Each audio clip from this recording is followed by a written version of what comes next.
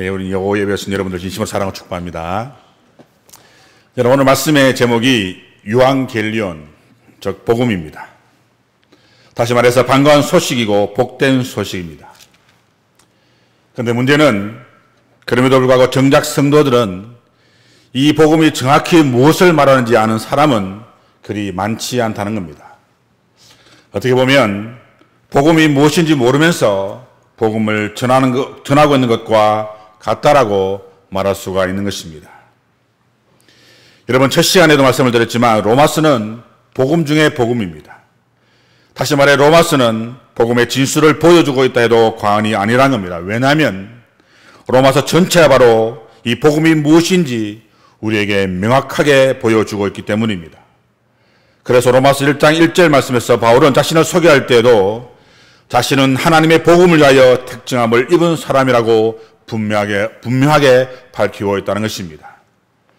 여러분, 바울은 대제사장의 공문을 받아서 자신의 나라가 아닌 이방 나라, 다시 말해 다른 나라에 있는 예수 믿는 사람들을 결박하여 예루살렘으로 잡아오기 위해서 다메섹으로 달려갔던 그였습니다. 그런데 그랬던 그가 다메섹 도상에서 주님을 만남으로 앞이 보지 못하는 그런 사람이 되었고 다메섹에서 아나니아를 통해서 다시 보게 됩니다. 그리고 그때부터 바울은 이방인과 임금들과 이스라엘 자손들에게 하나님의 복음을 전하기 위하여 택정함을 입게 된다는 것입니다. 여러분, 어떻습니까? 하나님께서는 단 하나도 무의미하게 하시는 일이 전혀 없으시다는 것입니다. 하늘의 태양을 만드신 일도, 지구와의 적당한 거리를 유지하게 하시는 일도, 그리고 지구의 자전과 공전, 그리고 이산화탄소를 흡입하고 산소를 배출하게 하는 식물도, 바다의 어류와 공중에 나는 새와 하늘의 달과 별들도 하나님께서는 그 하나하나 이유와 목적을 가지시고 만드셨다는 사실입니다. 다음 여러분, 과거 사사를 선택하셨고 갈릴리 바다에서 고기를 잡기 위해 그물을 준비하고 있던 베드로와 야고보와 요한과 안드레를 선택하신 이유가 무엇이겠습니까? 그것은 그들과 하여금 물고기 잡는 어부에서 사람을 낚는 어부가 되게 하기 위해서 그들을 선택하셨다는 것입니다. 그리고 바울 역시도 자신을 사도로 부르신 이유가 하나님의 복음을 위하여 부르셨다는 사실을 너무나 잘 알고 있었기 때문에 자신을 소개함에 있어서 사도로 부르심을 받아 하나님의 복음을 위하여 택정함을 입었다라고 그렇게 고백을 하였던 것입니다. 그래서 여러분, 바울은 자신을 부르신 이유를 누구보다도 분명히 알고 있었습니다. 그래서 그는 사나 죽으나 오직 주님만을 위해, 주님의 복음을 위해 그렇게 살 수 있었던 것입니다. 다음 여러분, 우리는 무엇을 위해 이곳에 있다라고 생각하십니까? 교회를 봉사하고 교인들을 섬기고 예배하고 찬양하기 위해 이곳에 있다라고 생각을 하십니까? 물론 그러한 일도 무엇보다 중요할 겁니다. 하지만 여러분, 우리가 그러한 모든 것은 우리가 해야 할 일이 아니라 우리를 사랑하셔서 우리를 구원해 주신 그 은혜에 감사하여 당연히 해야 할 의무라는 것입니다. 여러분, 이것은 마치 이 땅의 국민이라면 당연히 해야 할 국방의 의무와 납세의 의무와 그리고 교육의 의무를 다하는 것과 마찬가지라는 겁니다. 물론 오늘날에는 그러한 의무조차 하지 않는 사람들이 너무나 많아서 당연히 해야 할 일을 함에도 불구하고 그것을 하는 우리가 마치 대단한 것처럼 보이는 것도 사실입니다. 하지만 여러분, 우리가 교회에 와서 예배드리고 찬양하고 봉사하고 섬기는 일은 어디까지나 내가 주체가 되어서 해야 할 일이 아니라 죽을 수밖에 없던 나를 살리신 주님의 그 은혜에 감사하여 나의 전심으로 드리는 너무나 당연한 그러한 헌신일 뿐이라는 겁니다. 그런데 그러한 것을 깨닫지 못한다면 예배가, 찬양이, 그리고 우리가 교회에 사는 모든 섬기는 일들이 정말 세상에서 하는 것처럼 일로 여겨질 뿐이라는 겁니다. 그래서 예배가 왜 이렇게 많은지 모르겠다라고 불평을 합니다. 왜 우리가 세상에서도 일을 하고 교회에서조차도 일을 해야 하는지 모르겠다라고 그렇게 불평을 한다는 겁니다. 하지만 여러분, 정말 그렇습니까? 결코 그렇지 않다는 겁니다. 왜냐하면 우리가 드리는 헌신은 우리가 억지로 드리는 것이 아니라 감사해서 사랑해서 마치 사랑하는 여인을 만난 것처럼 아침에도 만나고 점심에도 만나고 저녁에도 만나고 또 만나고 싶어서, 그래서 헤어져도 집에서 밤새도록 전화했던 그 사랑으로 드리는 것이기 때문에 예배드림에 기쁨이 있고 감사가 있고 감격이 있다라는 사실입니다. 그런데 그 사실을 깨닫지 못하기 때문에 사랑하는 사람을 만나는 시간에 왜 또 만나냐고 불평을 하고, 사랑하는 사람을 위해서 물질을 쓰고 시간을 쓰고 자신을 몸을 들여 헌신하는 이 희생의 그 시간에도 불평을 하게 된다는 것입니다. 여러분, 저 말씀을 준비하면서 이런 생각이 났습니다. 유행가 가사에 보게 되면 태평양을 건너 대서양을 건너 인도양을 건너서라도 당신이 부르면 달려갈 거야, 무조건 달려갈 거야 라는 그러한 가사가 있습니다. 여러분, 이들이 왜 이렇게 하는 것이겠습니까? 사랑하기 때문입니다. 그런데 그런 에로스적인 사랑도 자신의 모든 것을 희생하는데 하물며 아가페적인 사랑하는 우리가 그 사실을 깨닫지 못한다면 어떻게 되는 것이겠습니까? 그럼 여러분, 우리는 결코 이 사실을 잊어서는 안 될 겁니다. 물론 봉사도 중요하고 섬김도 매우 중요합니다. 그것이 잘못되었다거나 하지 않아도 된다는 의미가 아닙니다. 단지 우리는 어디까지나 하나님의 복음을 위하여 택정함을 입은 사람들이라는 사실입니다. 그리고 그 무엇도 이보다 먼저일 수는 없습니다. 그런데 문제는 아까도 잠시 언급해드렸지만 정작 이 복음을 위하여 택정함을 입은 우리들이 그 복음이 정확히 무엇을 말하고 있는지 모르고 있다라는 사실입니다. 그래서 이 시간 먼저 우리가 믿는 복음, 기독교에서 말하는 복음이 무엇인지 먼저 살펴보고자 합니다. 그러므로 오늘 말씀을 통해서 진정한 복음의 의미를 깨닫는 그러한 시간이 되어지기를 간절히 소망합니다. 여러분, 복음이 무엇입니까? 근데 여러분, 복음이 무엇인지를 말씀드리기 전에 우리는 먼저 두 가지를 생각해 보아야 합니다.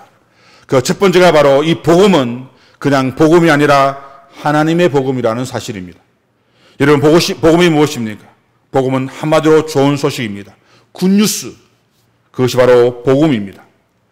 그런데 성경에 쓰여질 그 당시에는 복음을 유앙겔리온이라고 불렀습니다. 그런데 여러분, 이 유앙겔리온이라는 단어는 이겼다라는 뜻을 가진 단어입니다. 여러분, 그 당시 고대 그리스에서는 전쟁이 너무나 빈번했습니다.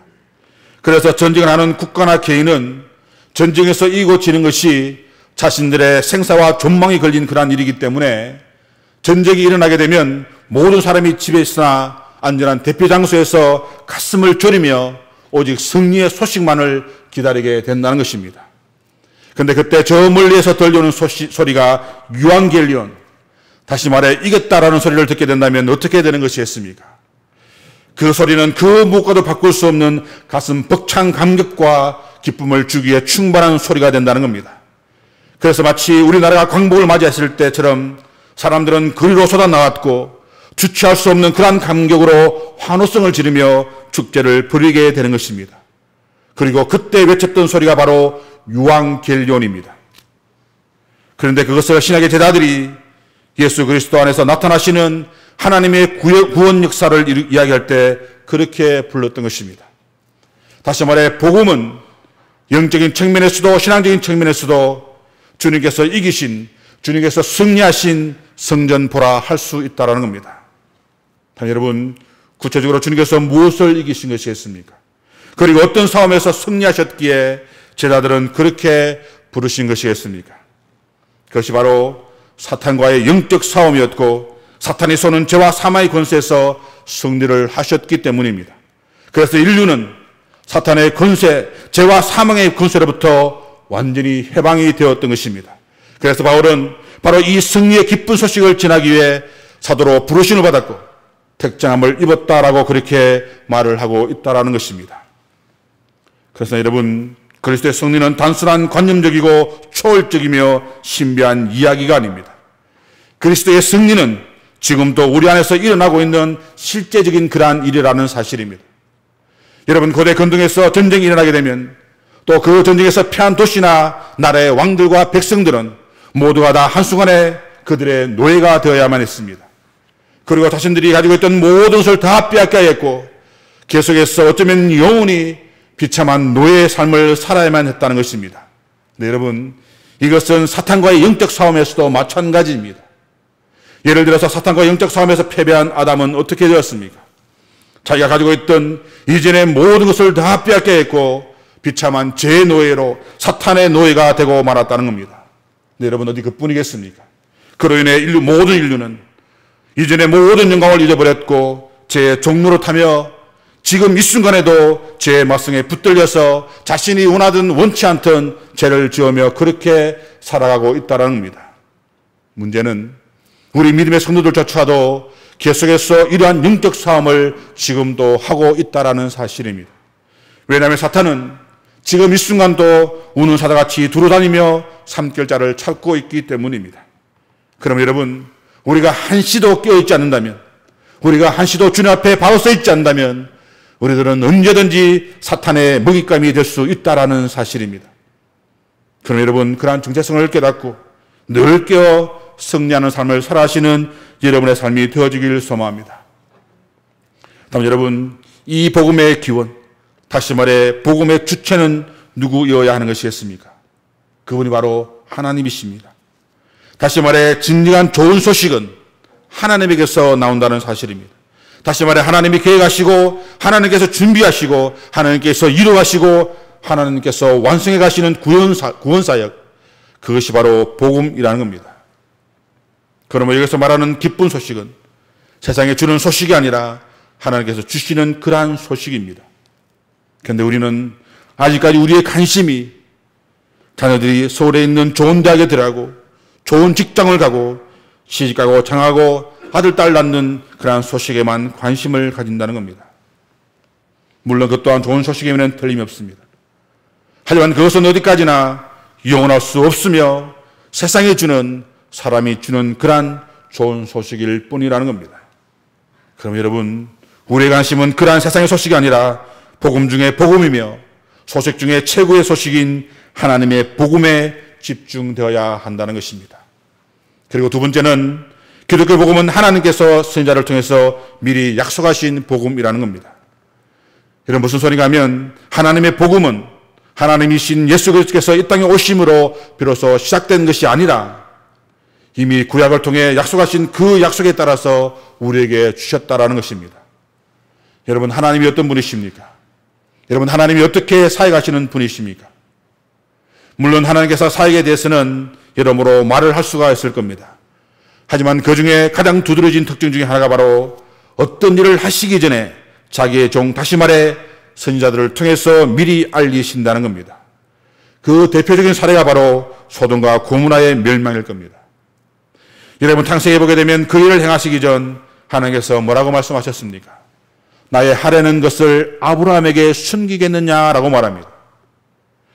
그래서 여러분, 한낱 타락해서 곧 멸망하게 될 소돔과 고모라의 멸망 사실도 하나님께서는 당신의 종이요 그 시대의 선지자였던 아브라함에게 미리 알리셨다는 겁니다. 그게 어디 그뿐입니까? 세상에 물로 심판하실 때도 이미 120년의 노아를 통해 미리 알리셨습니다. 그리고 이스라엘 멸망도 눈물의 선지자 예레미야 등 선지자들을 통해서 미리 알리셨다는 것입니다. 여러분, 하나님께서는 당신이 하시는 일 가운데 미리 알리시지 않고 하시는 일이 없다 해도 과언이 아닐 정도입니다. 하물며 세상을 구원할 기쁨의 소식을 선지자들을 통해 말씀하시지 않으셨겠느냐 하는 것입니다. 미리 예언하지 않으셨겠냐는 그러한 말씀입니다. 그래서 여러분, 구약성경 전체가 눈이 말하고 있고 증거하고 있는 것이 바로 하나님의 복음입니다. 다시 말해 구약으로부터 철저하게 고정을 거쳐서 진리로 확정된 것이 바로 하나님의 복음이라는 겁니다. 여러분, 창세기에 보게 되면 이미 거기에서도 복음을 말씀하신 바가 있습니다. 창세기 3장 15절 말씀에 보면 이렇게 기록되어 있습니다. 내가 너로 여자와 원수되게 하고 내 후손도 여자의 후손과 원수되게 하리니 여자의 후손은 내 머리를 상하게 할 것이요 너는 그의 발꿈치를 상하게 할 것이니다 라고 말입니다. 여러분, 어떻습니까? 여자의 후손이 내 머리를 상하게 할 것이라는 겁니다. 여러분, 이것이 바로 복음입니다. 그리고 이사야 선지자를 통해서도 보라, 처녀가 잉태하여 아들을 낳으리니 그 이름을 임마누엘이라 하라고 말씀하셨고, 미가 선지자를 통해서도 메시아의 탄생 장소를 베들레헴으로 그렇게 예언을 하셨다라는 겁니다. 여러분, 어떻습니까?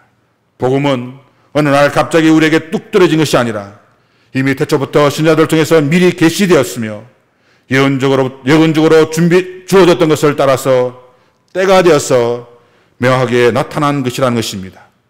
그래서 바울은 로마서 3장 21절에서 예수께서 율법과 선지자들에게 증거를 받으셨다고 하였고, 고린도전서 15장 3절 말씀에서도 성경대로 그리스도께서 우리 죄를 위하여 죽으시고 성경대로 다시 살아나셨다라고 그렇게 증거를 하였던 것입니다.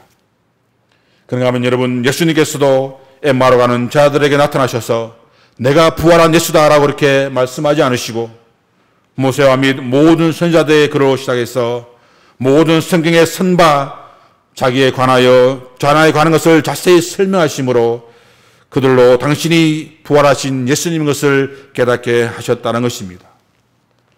여러분 어떻습니까?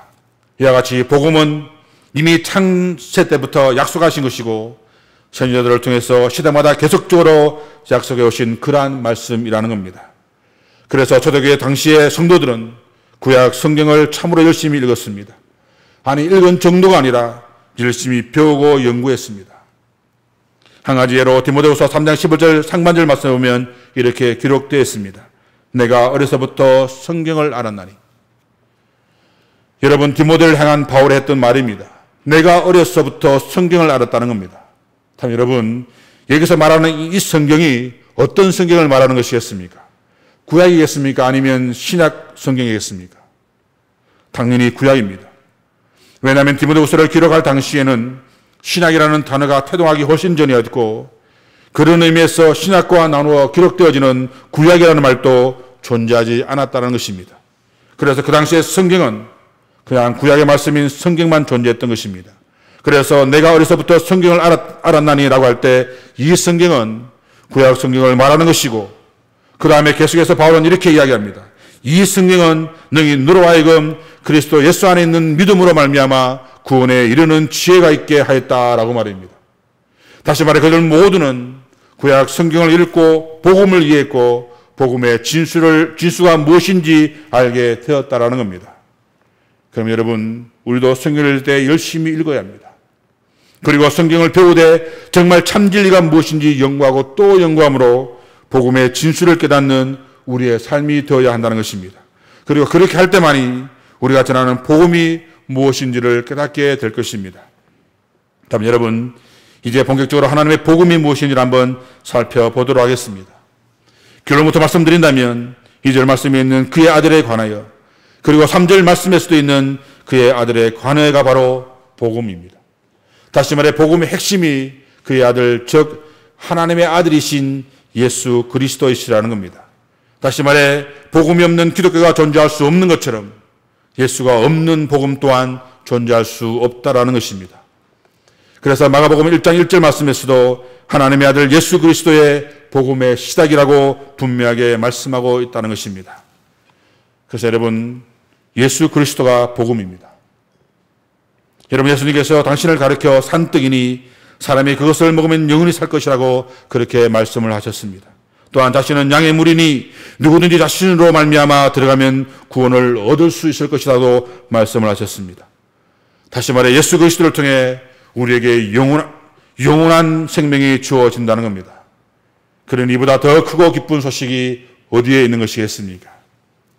하지만 아직도 세상은 그를 알아보지 못하고 여기저기에서 구원의 길이 있다고 외치는 사람들로 넘쳐나고 있습니다. 하지만 여러분, 예수님 외에는 천하의 그 어떤 것으로도 구원을 얻을 만한 다른 것을 주신 바가 전혀 없으시다는 겁니다. 여러분, 현대에 사도 바울이라고 일컬어지는 힌두족의 위대한 성자 선다 싱이라는 사람이 있습니다. 그는 힌두교에서 기독교로 전향한 이유가 무엇인지에 대해서 질문을 받고 이렇게 대답을 했다고 합니다. 그것은 그리스도이십니다. 무슨 신조나 주의나 철학이 아니라 바로 십자가에 못 박혀 죽으셨으며 다시 사심으로 성천하시고 다시 오실 그리스도이십니다 라고 말입니다. 그래서 여러분, 아무리 깊은 참선이나 명상도 구원과는 전혀 무관합니다. 또 아무리 죽음을 맛보는 것 같은 그러한 고행을 한다 할지라도 그것이 우리에게 영원한 생명을 안겨다 주지는 결코 못한다라는 사실입니다. 그럼 여러분, 우리에게 영원한 생명을 줄 수 있는 분은 오직 한 분 예수 그리스도이십니다. 그리고 그것이 바로 복음입니다. 다음 여러분, 복음이신 예수 그리스도는 과연 어떤 분이십니까? 나에게서 과연 예수님은 어떤 분이시냐는 것입니다.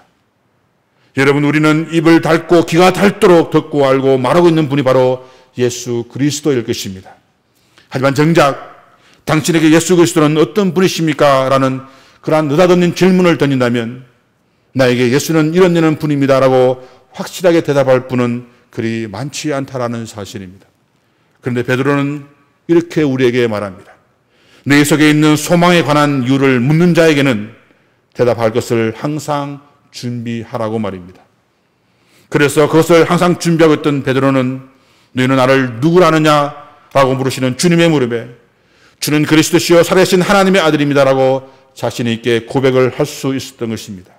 그리고 그렇게 할 때에 비록 실수도 많았고 예수님을 3번이나 모른다고 부인을 한 것이지만 그럼에도 불구하고 그는 그 자신의 고백 위에 살아왔고 그래서 그는 그 자신에게 맡겨주신 그러한 사도의 직분을 온전히 감당할 수 있었다라는 사실입니다. 그러면 여러분, 우리 또한 이처럼 확실한 대답을 할 수 있도록 항상 준비되어 있어야 할 것입니다. 왜냐하면 이 질문에 대한 대답은 어느 누구에도 대신할 수 없으며 남에게 듣고 배운 예수가 아니라 내가 알고 있는, 내가 확신하고 내가 따를 수 있는 예수가 누구인지 말을 할 수 있어야 하기 때문입니다. 다만 여러분, 우리가 알고 우리가 확신하고 우리가 따를 수 있는 그 예수는 누구이십니까? 오늘 3절과 4절 말씀에서 보다 분명하게 그 사실을 말씀해 주고 있습니다. 우리 그런 의미에서 3절과 4절 말씀을 다시 한번 읽어보기를 원합니다. 3절과 4절 말씀을 함께 읽겠습니다. 시작.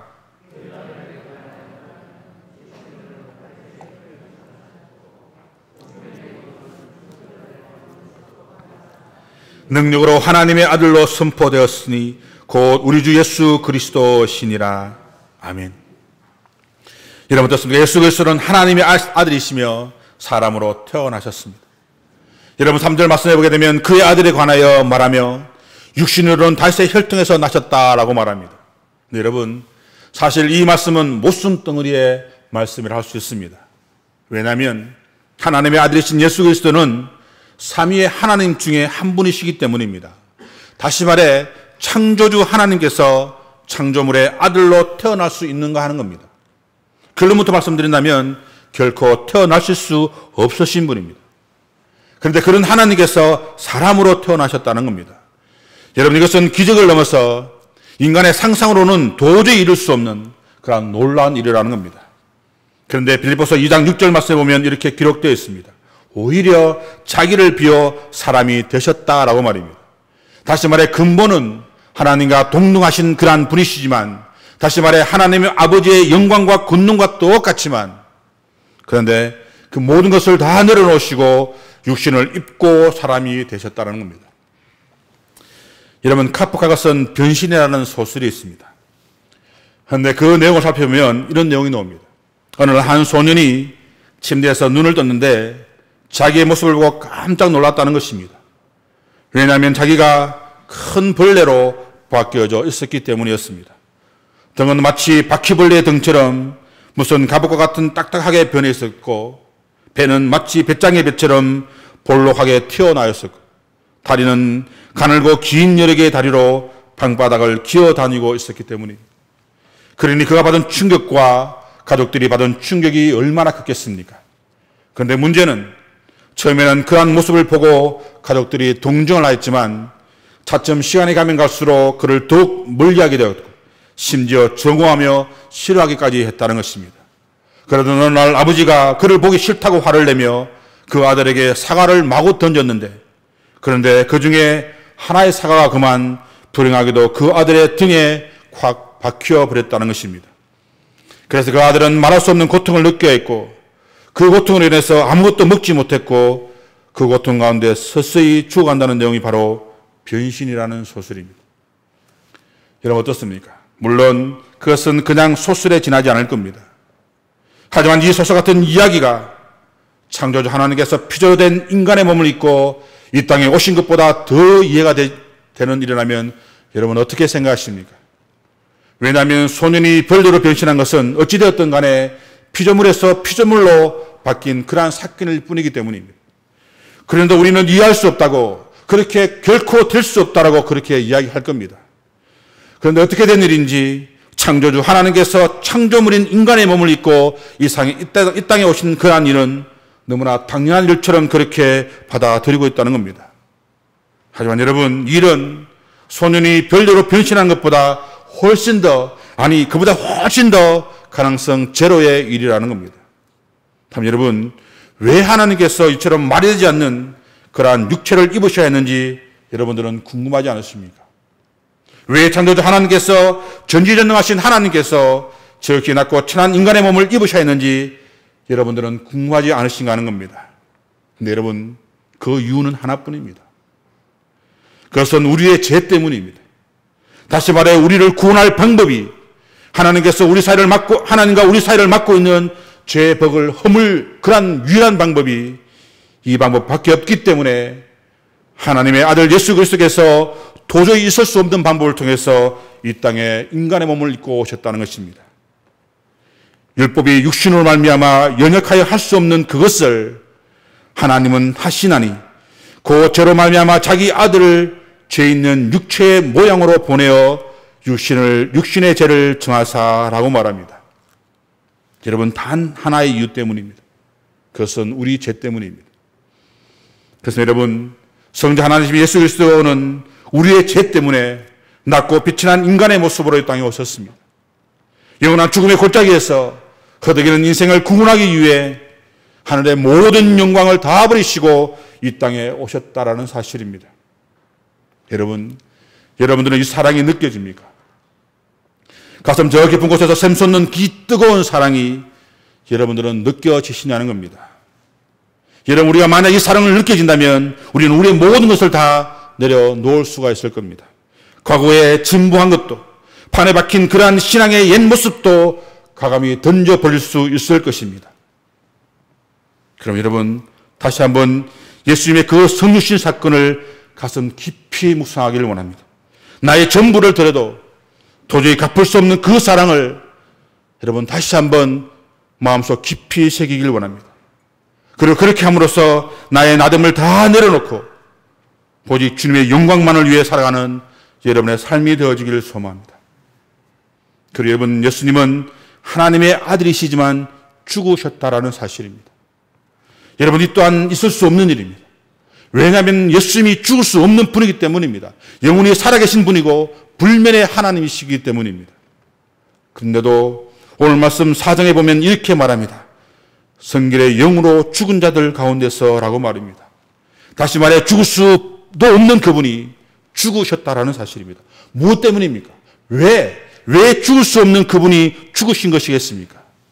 그렇게 하지 않으면 또다시 반복되는 그런 이야기지만 너무나 죄송해서 입에 다물지도 못할 그러한 말이지만 우리의 죄 때문에 죄로 말미암아 영원히 죽을 수밖에 없는 우리를 대신하여 죽으셔야 하셨기 때문에 그렇게 하셨다라는 사실입니다. 그러니 우리가 그 사랑을 어찌 다 갚을 수가 있는 것이겠습니까? 그런데 문제는 오늘 이 땅의 성도들은 또다시 그 예수님을 십자가에 못 박으려 하고 있다는 사실입니다. 그것도 예전보다 훨씬 더 큰 대못으로 말입니다. 여러분, 나를 내려놓아야 합니다. 내 생각과 내 가치관과 옛날로 돌아가라는 그러한 옛 습성을 우리는 모두 다 내려놓아야 합니다. 그렇게 할 때만이 나를 통해 우리를 통해서 예수님이 다시 살아날 수 있기 때문입니다. 여러분, 자유주의 신학에서는 역사적인 예수는 빈무등으로 끝났다라고 말합니다. 왜냐하면 부활은 역사적인 사실로 결코 입증될 수도 없는 그러한 사실이기 때문입니다. 그런데 문제는 오늘 이 땅에 성도라고 이름하는 사람들 중에서도 그 말에 동조해서 부활을 믿지 않는 사람들이 너무나 많다라는 사실입니다. 하지만 여러분, 빈무덤만으로는 결코 기독교가 존재할 수 없습니다. 여러분, 말이 좋아 빈무덤이지 결국 예수님의 제자들이 시체를 훔쳐다가 은폐하고 부활했다라고 거짓말했다고 주장하는 그러한 것들과 다를 바가 무슨 말이겠습니까? 물론 그들은 그렇게 주장할 수밖에 없었을 겁니다. 왜냐하면 범죄한 인생은, 죄 지은 인생은 모두가 다 죽음의 권세 앞에서 항복할 수밖에 없기 때문입니다. 그래서 사람들은 어떻게 죽은 사람이 살아날 수 있냐고 그렇게 우리들에게 이야기합니다. 하지만 여러분, 사도행전에서 예수님을 가리켜 뭐라고 이야기합니까? 생명의 주라고 말합니다. 그래서 사망에 매어 있을 수 없다라고 분명하게 말씀하고 있다는 겁니다. 하지만 여러분, 예수님의 부활은 단순한 부활이 아닙니다. 회당장 야일의 딸이 죽은 지 나흘 만에 다시 산 나사로의 부활과는 완전히 다른 부활이라는 겁니다. 그래서 오늘 바울은 성결의 영으로 죽은 자들 가운데서 부활하사 능력으로 하나님의 아들로 선포되셨다라고 그렇게 선포하고 있는 것입니다. 다시 말해 예수님의 부활은 단순히 죽었던 몸이 다시 돌아왔다는 의미가 아니라 완전히 하나님의 아들 되심이 만천하에 드러난 그러한 것을 의미한 그러한 부활이라는 겁니다. 다시 말해 전혀 다른 세상이 열린 겁니다. 그래서 그 예수를 믿음으로 전혀 다른 세상인 천국의 백성이 우리가 된다라는 사실입니다. 그럼 우리 믿음의 성도들은 이러한 놀라운 기쁨과 환희의 소식을 세상 사람들에게 전해야 하는 것입니다. 여러분, 죽음이 끝이 아닙니다. 예수 그리스도를 믿음으로 새로운 생명, 새로운 세상이 우리에게 주어졌습니다 라고 말입니다. 사랑하는 여러분, 여러분들은 하나님의 아들 예수 그리스도를 믿으십니까? 그렇다면 그가 성경에 미리 약속하신 대로 이 땅에 오셨고 우리를 위하여 도저히 상상도 되지 않는 인간의 몸을 입으셨으며 우리를 위해 십자가에 못 박혀 죽으셨다는 사실 또한 여러분 믿으십니까? 그리고 그 주님께서 죽음의 권세를 이기시고 부활하심으로 완전히 하나님이심 또한 여러분 믿으십니까? 그렇다면 여러분, 이제 우리가 할 일은 이미 정해져 있습니다. 그것은 복음을 전하는 겁니다. 누가복음 16장 15절 말씀에 보면 분명히 말씀하고 있습니다. 너희는 온 천하에 다니며 만민에게 복음을 전파하라고 말입니다. 여러분, 세상에 가장 아름다운 발이 무슨 발인지 아십니까? 그 발은 좋은 소식을 전하는 자의 발입니다. 그렇다면 하나님께서 제일 좋아하시는 발은 무엇이겠습니까? 그것은 그 소식을 전하는 자의 발이 산을 넘을 때 그 발을 보고 하나님께서는 어찌 그리 아름다운고 그렇게 말씀을 하셨습니다. 그럼 여러분, 우리들의 입술로, 우리들의 삶으로 그리스도의 복된 소식을 전하시는 여러분의 삶이 되어지기를 원합니다. 나의 모든 것으로, 나의 전부로 오직 하나님께만 영광을 올리며 그리스도의 그 살아계심을 만민들에게 증거하시는 그러한 여러분의 삶들이 다 되어지길 간절히 소망합니다. 기도하시겠습니다.